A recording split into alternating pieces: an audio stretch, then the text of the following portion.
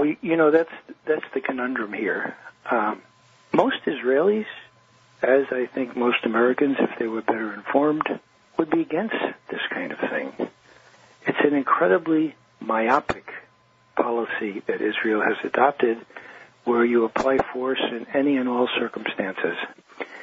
The thing that really sticks in my mind, the best example recently of this, was the invasion, the attack on Lebanon exactly 2 years ago.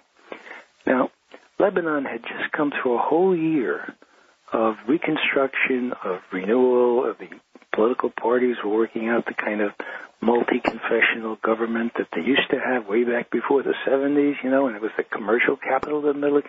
It looked like Lebanon finally was getting back on its feet. And what the Israelis do? They attack it. They kill 1,000 Lebanese. They destroy the infrastructure. And what's the result? Right now, they have a Lebanon that is dominated by a party that's extremely hostile to the Israelis. Net effect, whereas they had a realistic prospect of having a relatively peaceful situation on one of their borders, now, by virtue of the violence, they're virtually ensured that they'll have a hostile neighbor on that border, and they'll have, their solution for that is more and more violence, more and more war. It's not going to work out, and that's the problem, because I care about the Israelis, and for them to have this kind of myopia where they can't even, long-range interests, forget it. Middle range, forget that too. Even short-range interests, they're just not going to be able to do what they have been able to do with our help over the years. They're going to have to become more sensible, start working things out in an honest way with the people that feel grievances against them. Mm-hmm. Well, what's funny is it's not that funny, but I guess it's ironic. It was just a year before that, the war in Lebanon, that the Israelis and the Americans insisted, based on the, I guess, still unsolved assassination of former Lebanese Prime Minister Rafik Hariri, that the Syrians had to get their army out of southern Lebanon, where they'd been invited by Henry Kissinger before the first Gulf War. And it was the forcing of the Syrian troops out of southern Lebanon, where they were mostly welcome, that created the giant power vacuum that Hezbollah began to fill anyway. And then, as you say, bombing them only strengthened Hezbollah even further after that. Yeah, and so, in answer to your question, I don't know how it can be that an extremist group of folks can dominate the Israeli government to the point where they're very enlightened, more enlightened than our citizenry, will just acquiesce in the notion that an attack on Iran will serve them well. You can look back in history and say, well, okay, if you were of Jewish extraction and your grandparents or your parents knew the Holocaust and all, you'd darn well want to make sure that you wouldn't have to rely on anybody to defend your interests. Our own country's experience there in neglecting the plight of Jews for far too long into the war is a case in point. But there comes a point where you have to sort of face up to the weaponry of the new age, the fact that there are people with legitimate grievances, and that Israel, in just another decade, will become a minority. That is, the Jewish people in that area will become a minority from the West Bank to the Mediterranean, and something has to be done besides building walls, besides shooting people, besides, helicopter gunships and bulldozers built in the United States, wreaking havoc among the Palestinians. There are 1.3 billion Muslims in the world. They watch this on television every evening, and you tell me that has nothing to do with the upsurge, sevenfold upsurge in international terrorism since we attacked Iraq. Well, and this goes right back to the question at the beginning of the difference between Israeli interests and American interests, and the problem of the war party in America not being able to distinguish between the two. I guess I tend to suspect it's a less honest confusion than you characterize it as. But either way, the fact remains that our interests not only are not one and the same with Israel exactly on the same page, but in fact are quite opposite. I mean, when Osama bin Laden put out his declaration of war against the United States, it was about a month after the first Quantum massacre, and he went on and on all about it. That was, according to James Bamford, the thing that pushed him over the edge. Mm-hmm.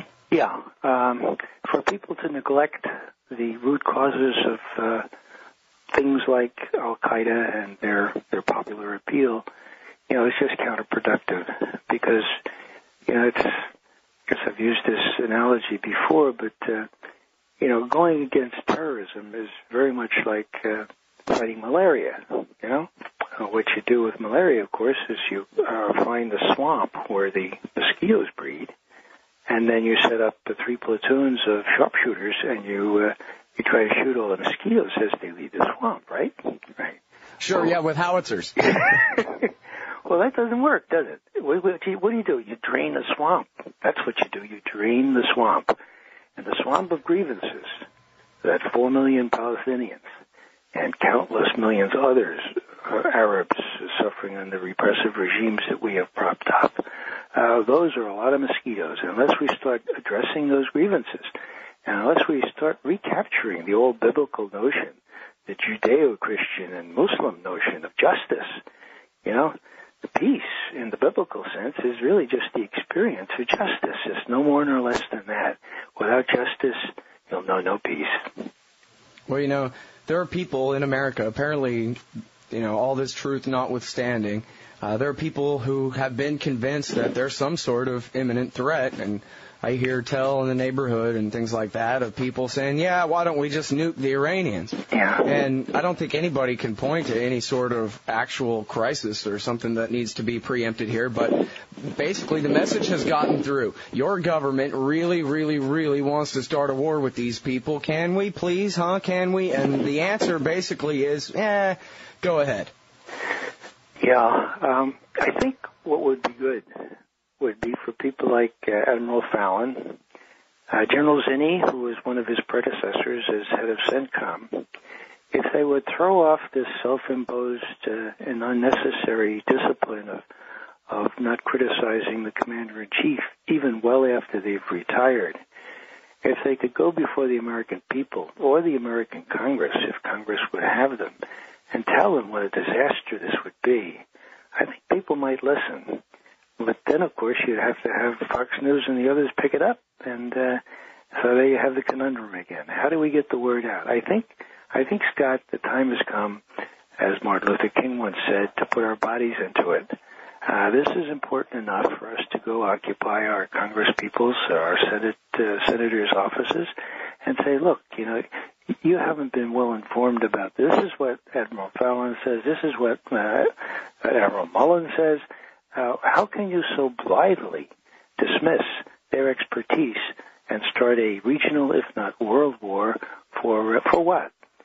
Because Israel is afraid that if Iran gets one nuclear weapon some years hence, that it will not be deterred by the 200 that Israel already has. It doesn't make any sense once the facts get out, and that's our challenge, it seems to me.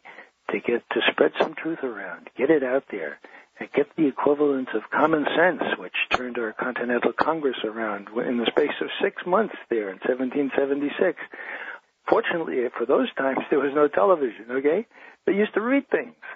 And that pamphlet, as you know, got around and about within the space of 3 or 4 months and turned the whole spirit of the country around, saying we need to assert our rights here. We need to prevent worse from happening from the hands of from this dictator. And so, how do we do that? I don't know. Maybe a one-page flyer at all the supermarkets. Something that's got to break through here and get beyond what they hear from Fox News.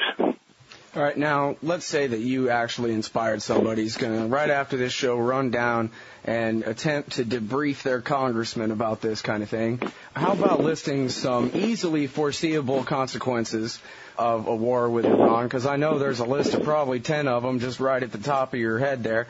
And then maybe if you could expand on the idea of the unintended consequences of starting aggressive wars. Mm-hmm.